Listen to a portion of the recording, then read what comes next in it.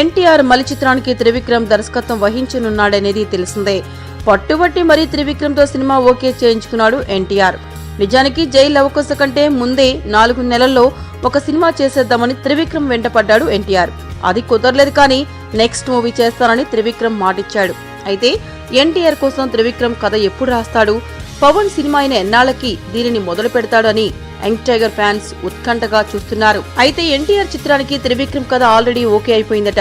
మహేష్ కోసమని త్రివిక్రమ్ ఒక కథ రెడీ చేసుకున్న సంగతి తెలిసిందే. అది ఎప్పటి నుంచో వాయిదా పడుతూ వస్తోంది. ఆ కథకి తనకి కావాలని ఎన్టీఆర్ పట్టుబట్టాడట. మహేష్ ఇమేజ్ కి తగ్గ కథ అని త్రివిక్రమ్ చెప్తే ఇప్పుడు తాను కూడా అదే తరహా చిత్రాలు చేస్తున్నానని, తనతో ఫ్యామిలీ చిత్రమే చేయాలని అనుకుంటున్నానని, మాస్ చిత్రం వద్దని చెప్పాడట. అలా మహేష్ తో త్రివిక్రమ్ చేద్దామనుకున్న కథ ఇప్పుడు ఎన్టీఆర్ తో సెట్ అయినట్టు గుసగుసలు వినిపిస్తున్నాయి. ఏంటండి, వీడియో నచ్చిందా? అయితే ఓ లైక్ వేసుకోండి, లేదంటే ఓ కామెంట్ చేయండి.